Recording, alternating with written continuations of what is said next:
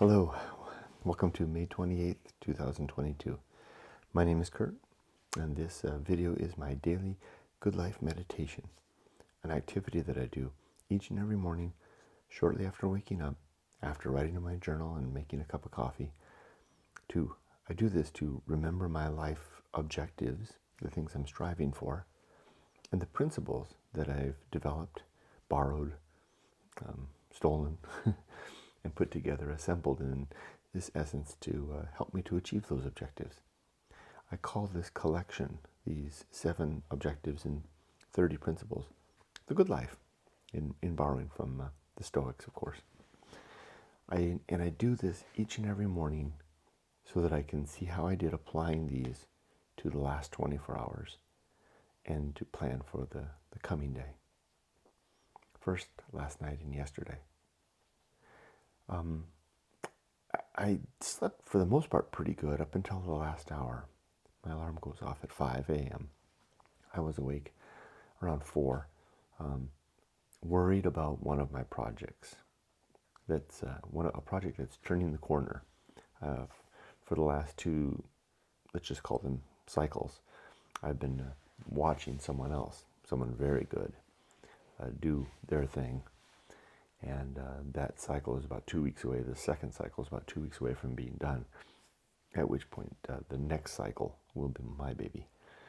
I'll be responsible. And it's very high profile, large impact if there's a failure. I mean, like anywhere from 4-alarm fire drills to newspaper headlines. I mean, so I really got to get this right. The good thing is, the person who's been doing this till now is really good at what they do. They've really got this down, and I simply need to follow their lead. It's like, but it's like following the lead of making a world-class souffle from a recipe book, right? You can have the best recipe. You can have Gordon Ramsay's recipe for making a lobster brioche or whatever. I don't know what Gordon Ramsay would make. Even a hamburger. Because he's got Gordon Ramsay has a hamburger joint in Las Vegas, and Yumiko and I are going to go to in about 2 weeks. And you could have the recipe to make a world-class hamburger from Gordon Ramsay's restaurant can do. But can you pull that off in your own kitchen, even though you have all the steps? That's what the part that I'm worried about. That's what was keeping me up. So I know what I need to do. Something that I'm really good at is process management and extracting out the way things need to be done into a good roadmap. I just need to do that with this, and it's work. So I just have to do the work. But guess what? That's what I get paid for, to do the damn work. And I am happy to do that. Besides, in spite of the fact that I'm just tired of doing the damn work. And so is my wife. We're both tired, and I do get a circle. So I keep a little track here of every day of if I get a circle, for the previous day, if I've done 3 things. 1, I've made a journal entry. 2, I've made at least 1 video, and this video counts. So, and I do this video every day, so I always get that one. And then 3, the most, for me, my favorite is that I've read at least 10 pages of anything. And I did. I read 10 pages of The Life of Samuel Johnson, and I read about 5 pages of William Bradford's, basically his journal entry of the Pilgrims making their way, landing a Plymouth Rock, so to speak. Basically was what it was. Fascinating story. William Bradford was the governor of the Pilgrims when they set up their establishment here. And we all know the story of at least Americans who are raised in America, Americans raised in America, Americans in their schooling are taught, at least I was in my day, about the Pilgrims, and we learn about Pilgrim Rock, and the funny hats, and the big belt buckles, and the turkeys, and the Indians, and the first Thanksgiving. It's quite a different thing to read William Bradford's journal of that experience. You know, I actually went back and reread it twice because it's just so compelling. Imagine a group of families crossing an seemingly unknown ocean to what they thought was, and from their perspective, was a savage, untamed land, to set up life with rude instruments and implements and no connection to anybody else. We're in a land of where there were wild beasts, and as they refer to them William Bradford refers to them as savages. All for the sake of religious freedom, to avoid the persecution. What they perceived to be persecution, which seemed to be rather common at the time. Everybody was being persecuted if they didn't follow the established religion. Anyway, I get off point, and I'm just, the part that really caught me was they had aimed for Virginia, but wound up in Massachusetts area, and particularly in Cape Cod, and they've got a ship. They would set off with two, but they've wound up with just one ship, of course, the Mayflower, and they arrived late. Took them longer to get here than they thought. It was mostly because of delays between the Netherlands and Holland and England, because they went from Holland to England and then they set across the sea. And there were delays because they were originally set off with two ships. The second ship they had bought themselves and they were going to keep, but that ship was sabotaged by the sailors because they didn't want to go. The sailors were not part of the company. They were not part of the group. Finally, they made it across, arriving on November 6th, I think it was, in Cape Cod. So winter is arrived, in New England no less. It would have been much better if they had arrived in the Virginia area. Of course, Virginia wasn't Virginia. Virginia was a ginormous territory, but still a more southern climate, less a severe winter. Anyway, the seas are rough. The Mayflower is beaten. The captain and the crew are longing to return, to get back across the sea, and they're taking. Captain promises he's taking enough food for his men, he and his men, to cross the ocean every day that they spend on the Mayflower, staring, anchored in the harbor, and not a harbor, just anchored in. There's not even a harbor, because they're further north from Plymouth Rock, which is down by the bottom of Cape Cod. And they're up there, and they're looking out at just a wall of, the boreal forest, the great forest that had yet to really even an axe to come across the first tree there, filled to their minds with wild beasts. And as they can see, they do see the so-called savages, traipsing about on the shore. And the captain saying, "You guys got to get off this boat. I'm leaving. If you don't leave, if you don't find a place so I can put you out soon, I'm gonna just dump you wherever on the beach, and we're gonna go." And they're looking for a place to offload their people, the men and the women and the children and everybody. When you think about Survivor, that TV show where they drop them off with a helicopter or a boat and leave them, but they've got that, they can call in for help or be extracted, or where they tap out, whatever they call it. None of that here. And it's not just wolves and bears in the woods, but there's people there too, with weapons. Anyway, so the part that, and then they get in this little, they have a little, like a small sailing boat that they had brought across in the Mayflower, and they, in pieces in the hull, and they assemble that and send a team of 10 men out to scout around the lower end of Cape Cod. They're looking for someplace to put out. It's winter. It's cold. It's windy. They're describing the water, the spray from the ocean, freezing on the ship, freezing on them.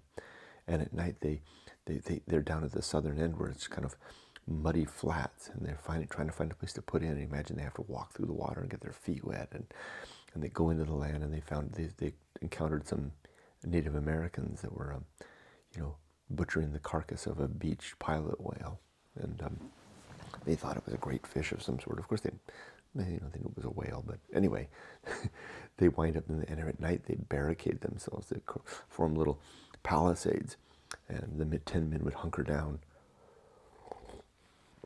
They would hear awful sounds coming from the night, which some of the men believed were wolves. I mean, of course, they didn't have wolves in England at that time, and you can just imagine what that sound would be. It turned out it wasn't wolves. It was the Native Americans making sounds like wolves in the middle of the night.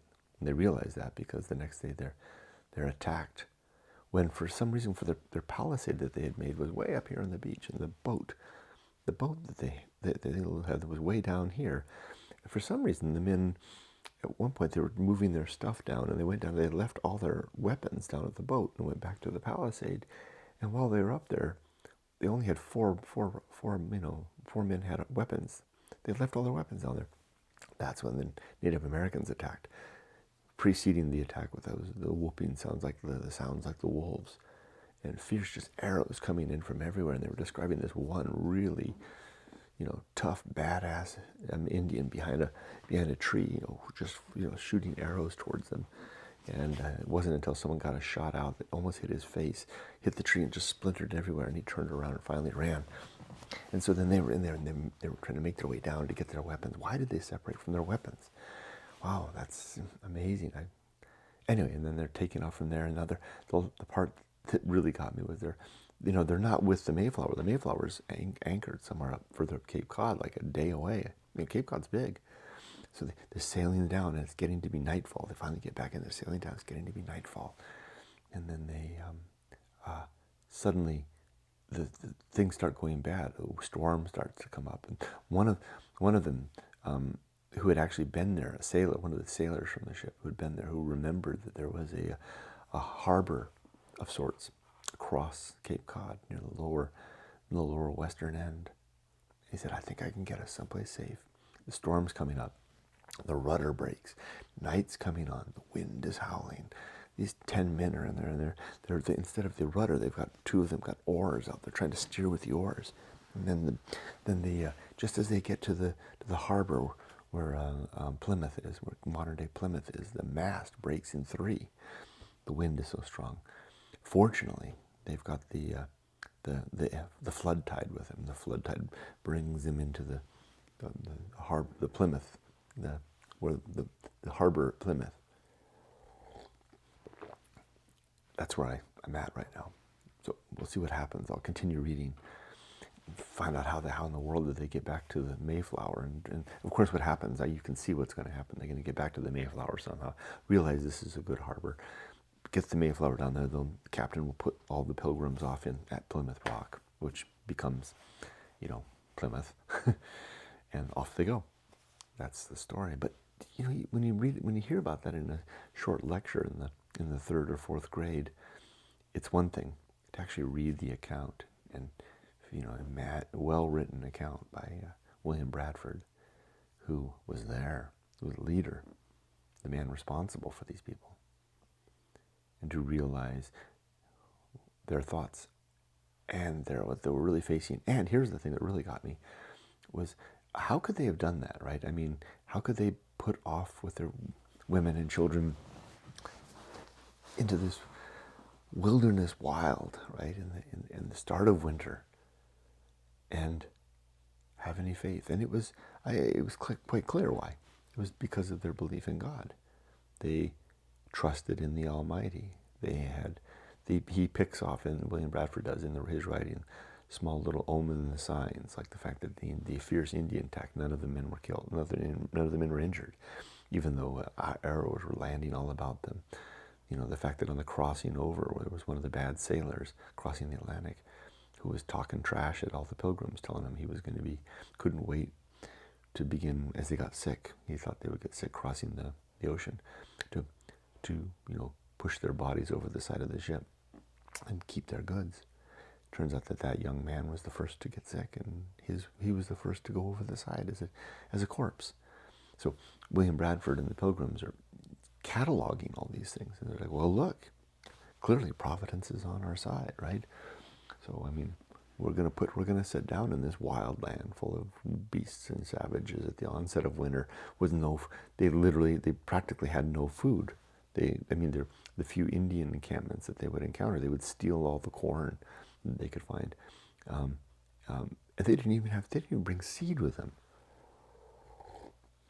Now it's interesting to note that as they were going through, they would arrive at an Indian village, because these are the men that were ravaging the coastline, right, looking for a place to sing. They would come across an Indian village, they would take all the Indian stores, and William Bradford made a note, we'll make it up to them one day. And then he wrote later, and we did.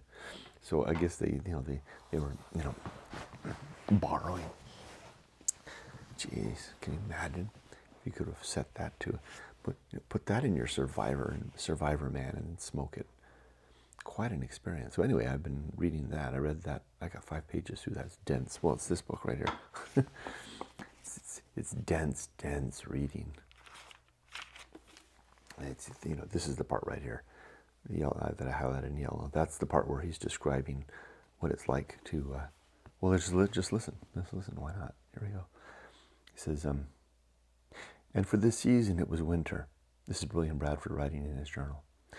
The Mayflower is, anchored just off the coast. They've arrived at Cape Cod, missing Virginia, deciding to try to get down to Ventura. So they went down around the Cape, started to go down, and fierce weather came. So they turned back and ducked back into the Cape, which, of course, is a natural protective area.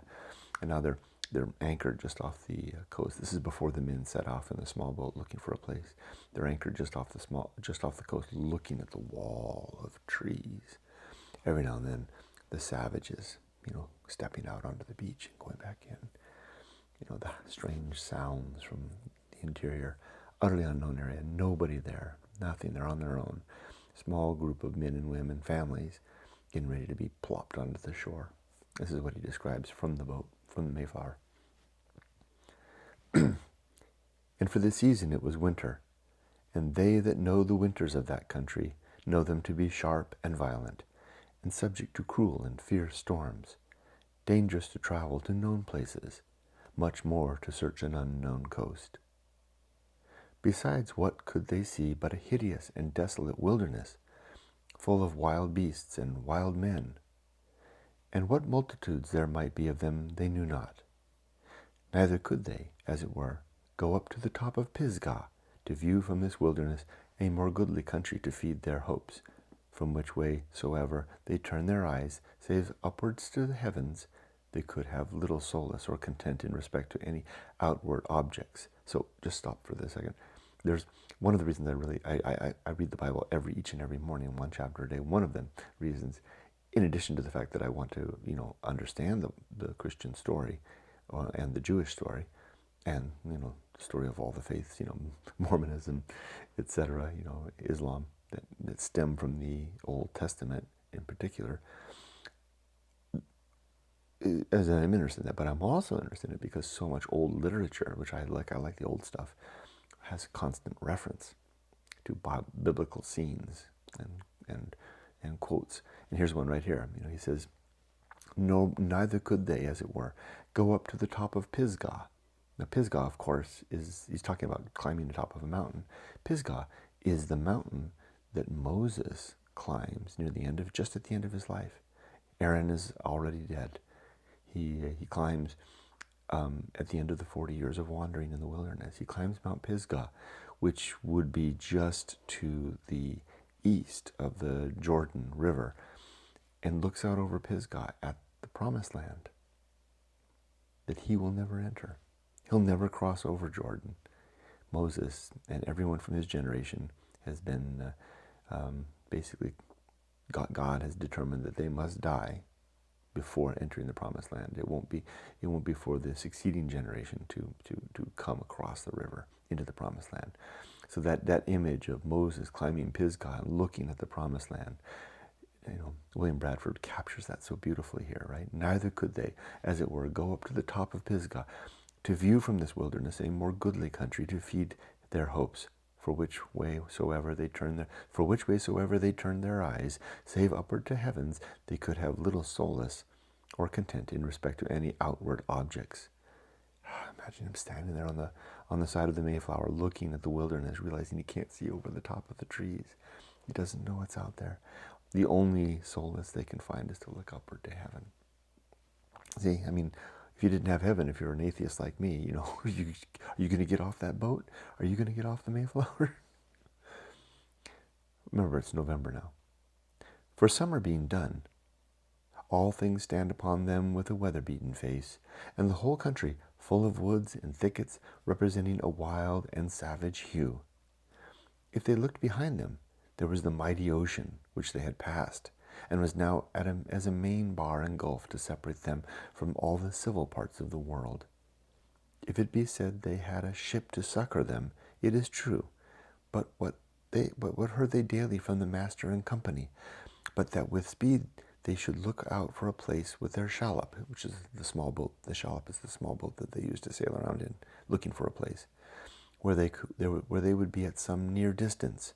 For the season was such as he would not stir from thence till a safe harbor was discovered by them, where they would be, and he might go without danger, and that victuals consumed apace, but he must and would keep sufficient for themselves and their return. So the captain is saying, I'm not moving this ship, I'm not weighing anchor in this dangerous weather. You've got to get around in that little sailboat of yours and find a place to stay. In the meanwhile, my crew and I are going to be eating all the food. Again, we're taking enough to get back on, so you better hurry, because we're going to drop you on the beach, and you're going to have less to eat the longer you take. Yea, it was muttered by some that if they got not a place in time, they would turn them and their goods ashore and leave them. But it also, we'll just leave it at that. That's very, very good reading. Highly recommended. William Bradford's depiction of the crossing of the Mayflower and the starting of the Pilgrim's life in the New World. How did I get off of that? Off the good life. Good times. I look forward to my retirement, when I can spend my day every day, occupy the majority of the time with my enjoyable reading. Oh, I remember how I got it, because I was talking about, I got a circle for Friday. Today's Saturday. I got a circle for Friday because I read Samuel Johnson 10-page, and I read 5 pages of that. Well, it wasn't really reading. I reread it. I was so impressed with this section about, the arrival at Cape Cod, because I read it earlier in the week. I went back and reread it and marked it up in yellow. Good stuff. Anyway, let's do the good life. So yeah, I did my, it was a good day yesterday. Like I said, I woke up early, I was anxious. Somehow talking about it has made the anxiety go away. But I know what I need to do. I spent the hour from 4 a.m. to 5 a.m. fretting about this project that I'm going to be taking charge of. I know what to do. And I've got a great roadmap to follow. I don't need to worry. I will just do what I need to do. And that other thing with the other project, I've got 3 projects now. That other project, I know what to do about that too. And I will do it. Do I sound like I'm trying to convince myself? I think so. All right, so let's do the good life. 7 objectives, 30 principles that I use to live better. 1, first objective is to be always ready to die, to have everything in order as best I can. My affairs, my bank accounts, all the information I want to leave behind. I do want to write a summary. Would it be a last will and testament? I guess so. Not really. And I was talking to my friend Juan at work. He and I met at work on Thursday, and he was telling me he had already got this all worked out. He went to Kaiser. We both have the same medical provider, and they gave him a form that he can write out that says, it's like a do not resuscitate, do not revive form, which my wife already knows my wishes, but I would like to put it down in writing specifically to unburden her of that need to make that decision, so that if it comes to it that I'm in an incapacitated state, not likely to come back, that she doesn't have to say pull the plug, but she can just pull me here. This is what he wanted. Do that. And so I need to do that. Yeah. I also want to make sure my relationships are sound and in order, and they are. I think so. The best of my ability, I maintain them all. The trickiest one is my mom, because she really doesn't seem to want to have a relationship with me. So, but I reach out to her regularly and do my best to I'll keep the hand of family and well-being extended to her at all times. I will do that for the end of my days, or the end of her days, whichever comes first. And then, of course, my life's work is complete. So that's making good, being always ready to die means having my affairs in order, my relationships sound, and my life's work in a state of readiness. And it is. My damn book is done. Number 2 is to make good and effective use of time, just not to waste my time. And I think I'm doing really good at that. I don't waste very much time. And what I do waste, what I would call waste, maybe is leisure, And I'm starting to recognize more and more that leisure is a good thing too. Next is number 3 is to develop and maintain good and sound life principles, which I think I have, these 7 and 30. And then to perform good actions. To cultivate good emotional reactions. And then to perform good actions. And then to recognize my true limits and my true opportunities. And then to do just one thing at a time, and to do that thing slowly and deliberately. Those are my 7 objectives. I kind of went through it a little fast. Now my 30 principles. Number 1 is the principle of war. To always be fighting against the things that I already believe. Those are the things that get the most attention. The things I already believe. Am I wrong? Am I holding something to be true that is in fact wrong? And so I have to keep fighting. I have to keep pummeling them to find out. It kind of reaches a point where it becomes rather what do you say? I don't beat the crap out of the thing anymore, but I do at least look at it. Pick it up. And what the hell is this? Okay, I got my eye on you. Next is reason, the principle of reason, and the sub-principles of honesty, objectivity, and doubt, which are the approach that I have in life in executing the aforementioned war. 3 is the idea of the homunculus, the suggestion that the soul is not a real concept. And if I don't have a soul, then what have I got? I've got this little consciousness of mine that seems to apprehend the world and enjoy considering it. So I got that. The next is the Anchorhold, the idea that the consciousness is trapped within me and will die with me, and there won't be anything to follow. Next is the principle of the home of good and evil. Right and wrong do not exist out there in the universe on their own. They are just ideas and opinions that we hold and maintain and share.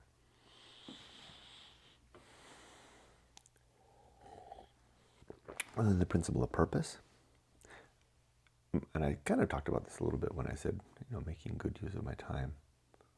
But my purpose is to be a good husband and father, to be a virtuous human being, where virtue is working to improve the well-being of creatures, particularly thinking creatures, creatures that can suffer, have the capacity to know pain and joy. And then the third purpose is to share the story of going alone, my book, which tells the tale of my own adventure, not quite as extreme as William Bradford's, but of my own facing down an awful wild and discovering, unlike Bradford, not God, but not God.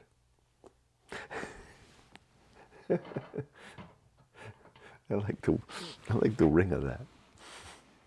Not God, but not God.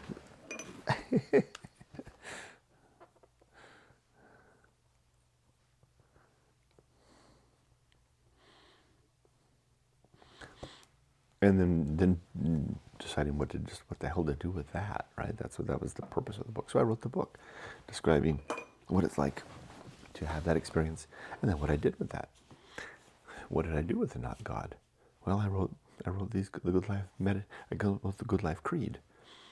So without a God to show me the way, I had to figure out something to make sense of life, some way to bring value and a purpose into my life, and that's what the Good Life does.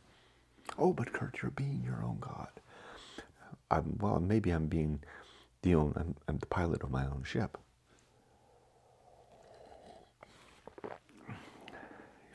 If you want, maybe that might seem like it's being my own God, but I don't think it is.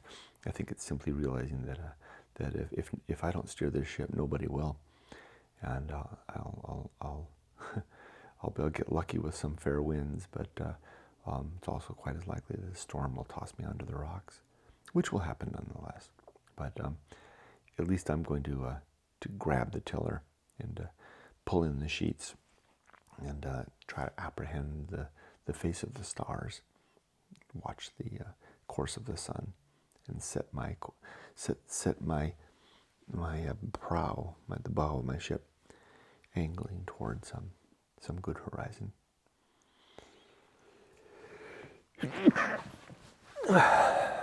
Okay, and the next principle is the atomic principle. Everything is made of bits and pieces, flowing and changing and forever transforming, including us. And then the principle of nature. Everything has some particular nature, including us. And then the pirate ride. The funny idea that free will may be an illusion, that we can seemingly make any choice we like, but in fact, the choices that we make are the only choices that we could ever make. Because the universe has so much to say about what we decide. I can't prove this. I hold it on faith, and I beg forgiveness for my sin, the sin of faith. I'll get to that. Then comes maturity and the sub-principles of wisdom and fortitude, which are the way that I try to move forward, remembering my past successes and failures and trying to compensate and do better. And then the social principle. We human beings need each other. We're like ants and bees. We are social creatures. Like a gorilla troop. We get along. Can you imagine a lone gorilla in the woods? Kind of a lonely thought, or a lone wolf. Kind of a lonely thought as well, or the desperation of an ant separated from its colony. That's what we are when we don't have each other. So even though I wrote a book called Going Alone, the purpose of the whole thing is to say, come back. Go alone, but then come back, because we're better with each other. Okay, and then the next comes public speaking, the reminder that to be very careful about my communications, deliberate, intentional, mindful of every word, written, spoken, etc. An important part of that is to cultivate an outstanding vocabulary and also an outstanding cultural reference, so that we can have that at our disposal to use like fine embellishment, flourishes upon a well-made sentence or paragraph. If it's not just with words, but with ideas, like William Bradford being able to include the reference to climbing Mount Pisgah, which is a combination of a wonderful piece of vocabulary, seemingly geography, and also, of course, an outstanding biblical reference that just brings so much to bear. The principle of public speaking suggests all of that. Careful communications, using really good language. But also to be very careful to use language that is appropriate and is liable to be understood, not being showy. Don't show off with big vocabulary. The big vocabulary is mostly so that we can understand big reading. Big reading, I like that. The writerly reading, not the readerly reading. There's a difference. Okay, next is after public speaking is what's next? Oh yeah, temperance. to be very careful in my consumption, to consume less, to do less, or just to do a right good amount, not too much of anything, not too much work or play or food or drink or holiday or reading or whatever. Moderation. And the sub-principles of suffering, because we suffer when we tell ourselves no. Simplicity, because a simple life is a temperate life.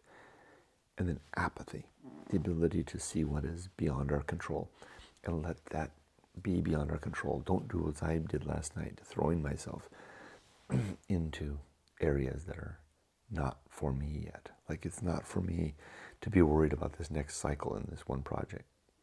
I mean that is for me, but it's not for me to be worried about the present one. Well, it is, but I'm learning from it. But there's a scope of control. I'm not on point for this present one. I don't have to flog myself with the fact that I'm still learning. Although there is benefit in that too. Okay, next after temperance is the horror show. To remind myself that life is just a chock full, terrible, scary place with terrible, awful things happening to people and animals and our pets and wildlife and all around us. And if it's not happening to you and me right now, it's coming for us. It's just down the street. It'll be here soon. I need to be ready for that. And that's the next principle, called that which must be borne. We have to bear our responsibilities, our commitments, and the fact of the horror show. To be able to bear that well, I wonder if I will. I wonder if I'll have a chance to. I wonder. Anyway, next is distraction and agency and the great indifference is two principles that go together. We spend our lives distracting ourselves with our work and our hobbies and our job. Well, I said that. And our sports and our religion. All these things distract us from the apparent emptiness of the universe, which we do not want to apprehend. It's funny how you can stare straight at it and not see it. William Bradford looked at it up from the deck of the Mayflower, looking at the wilderness beyond, and saw providence. Am I to say that he didn't? I could say I'd have no good reason to think he did. I have every reason to think that his imagination would fill in the blanks. One, to assuage his terror, and two, to provide fortify his resolve to carry on with the difficult task. It's very useful in that capacity. I think that's far more compelling reason to explain his sighting of God, so to speak, or at least his admonition to cast his eyes heavenward. Next comes the best seat in the house. To not want to be anyone else, be anywhere else, or be doing anything else, but to be okay with who I am, where I am, and what I'm doing right here, right now, etc. Right who?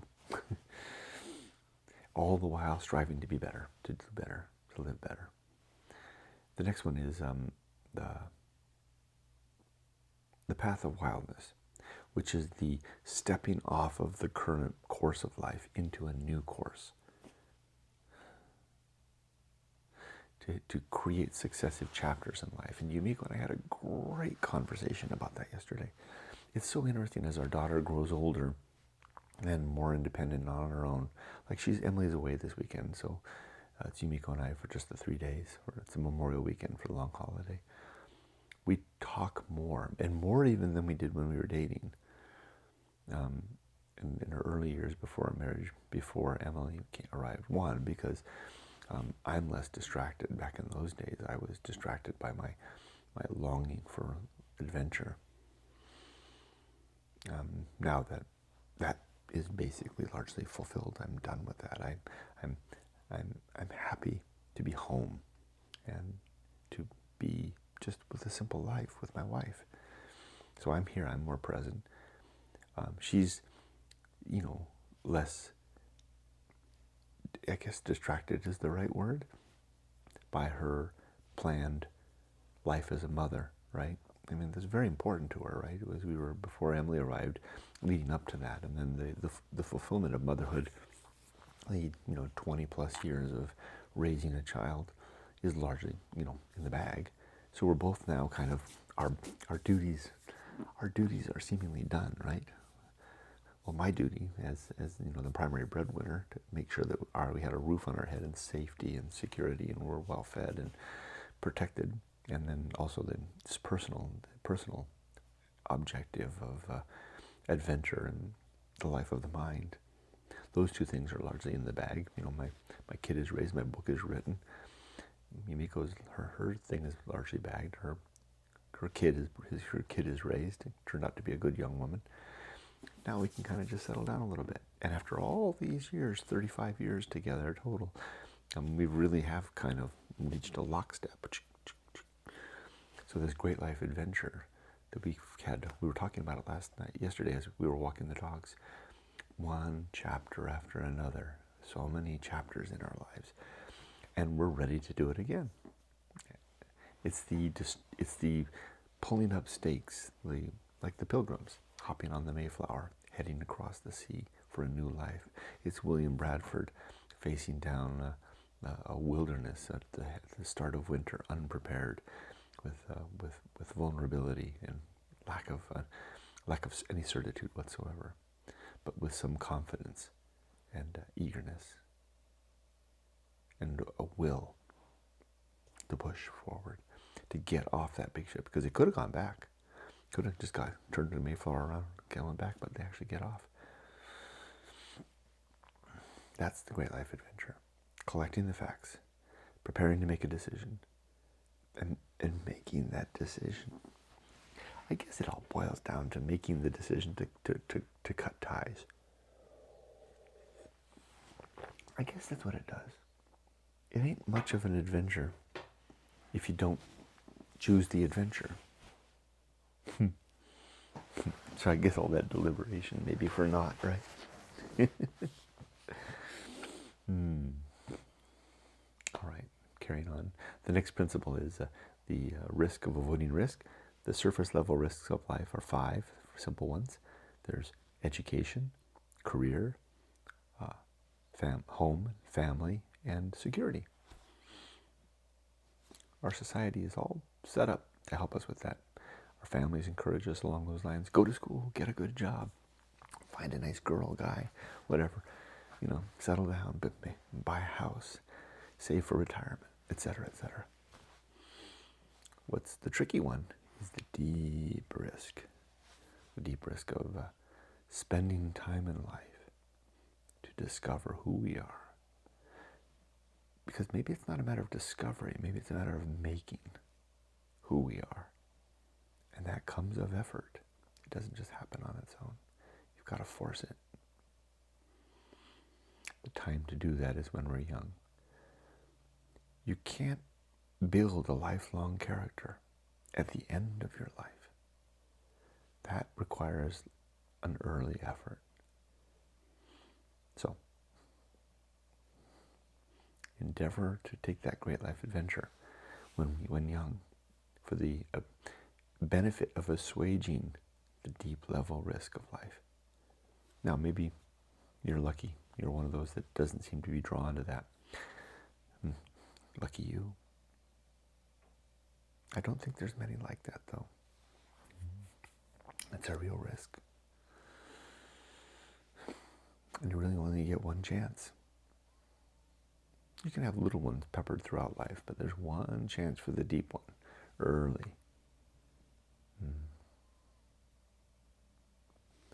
Next comes sin and damnation. In my worldview, there are 7 sins. These relate, and the consequence of these sins is damnation in the here and now, because I don't think there's any afterlife. These sins relate to being untrue, being a liar, basically, and believing things that are untrue. Holding on to beliefs because they comfort us or they seem right. Or gossiping is the third piece.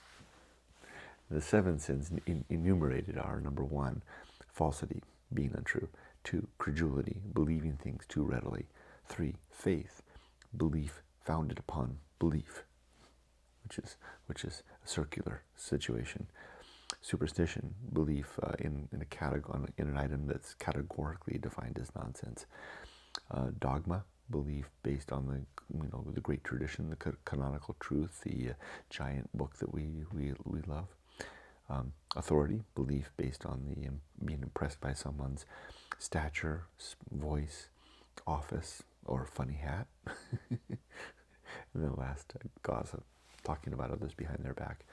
And we know when we're doing that when we're saying such things as we would be embarrassed if we suddenly discovered that they were overhearing what we said about them. Just don't do that. I just really work hard to not do that anymore. I think I've pretty much expunged that sin from my life. The next principle is complete oblivion, the suggestion that after we're dead, there's nothing to follow, because it seems that we do not have a soul. There is no God. There's no afterlife. This means that when we're dead, we'll no longer have any chance to fix anything that was broken during life. Therefore, if we want to reunite with anybody, do it while you're alive. If we want to reconcile any differences, do it now. Do it today. Call them up. And if we want to seek after justice, then facilitate that end through legal means to the best of your ability before the chance is lost. Next is the great life adventure, one or more experiences that we have that form that nucleus catalyst of our life, our identity, that little seed that grows into the identity of who we are at a later time. You can have, like I said, multiple great life adventures, but you really only get that one early chance. Right about between 25 and 30. Next comes the season of philosophy. It's just a reminder to be ready to record the interesting words that may come of a life well lived. Keep a journal and a pen or pencil ready. You can also record on video camera. You can paint it, you can sing it, you can dance it, you can tell stories, whatever you want. But the thing is that later in life, or maybe earlier if you're lucky, when the muse starts whispering in your ear, muzz, muzz, muzz, muzz, muzz, if you don't capture what's being said, it'll be gone forever, quickly, absolutely. Next comes the Bullseye Aim, a reminder that we strive to hit the mark usually in life, but we usually miss. Sometimes we miss the target altogether, and that's normal, to be expected. It's too much to expect 100% all the time, or even a little bit of the time. Next is the uphill climb, a reminder to myself to keep moving forward and upwards. Continue to get up at early before the sun comes up. Continue to work hard. Continue to push into new horizons of understanding. Continue to doubt what I already believe and to challenge my truths and to onboard new ideas that I don't like, at least to consider them and to run them around in my head and see if they fit and if they might be right, and to push forward despite my the decreasing capacities of my body and the diminishing faculties of my mind. That's the upward climb.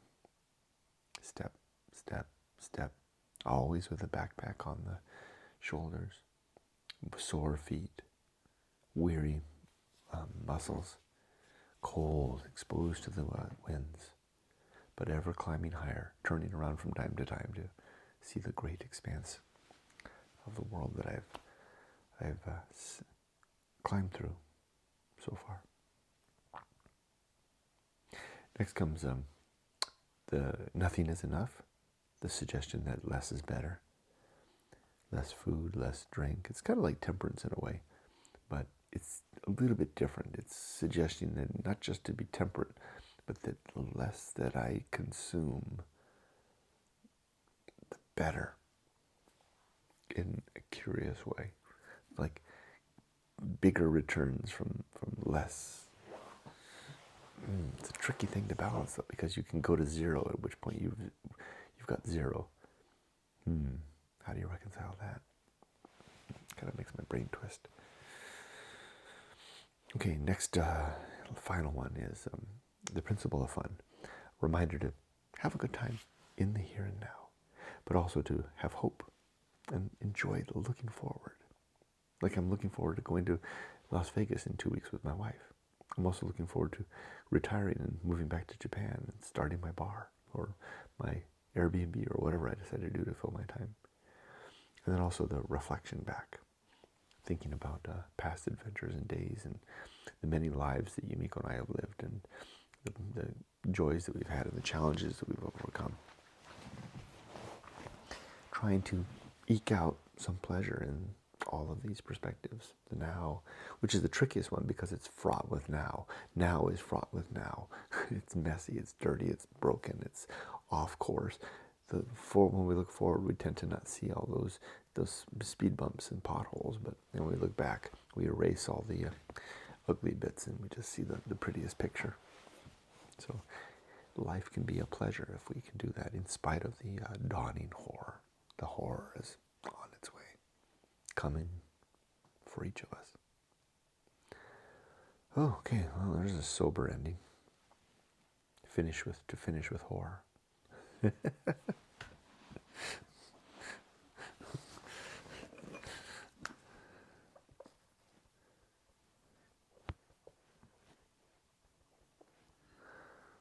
Let's talk about the coming day. It's a day off, but I have some work I'm going to do. So just to make me feel a little bit, to put down a little bit of my anxiousness. So maybe I can sleep better tomorrow. I'm going to get up now. I'll start the video uploading. I'll read my Bible. I think I'm in Isaiah 53 or 54 this morning. Then I'll feed the dogs, start my house cleaning. And I'm going to do, but before I start the house cleaning, I'm going to do two things. One, I'm going to set alarms that I need to set for the next 2 weeks for work relative to that. Then I'm going to fire up the work computer and I'm going to get on the computer and I'm going to create a new some project artifacts for the one project and begin to lay in a few things. And then maybe that'll help. Then I'll begin my house cleaning. And when Yumiko gets up, we'll have breakfast, we'll go do our shopping, and then we'll move through the day. Anyway, thanks for joining me. I wish you all the best. Be safe, but not too safe.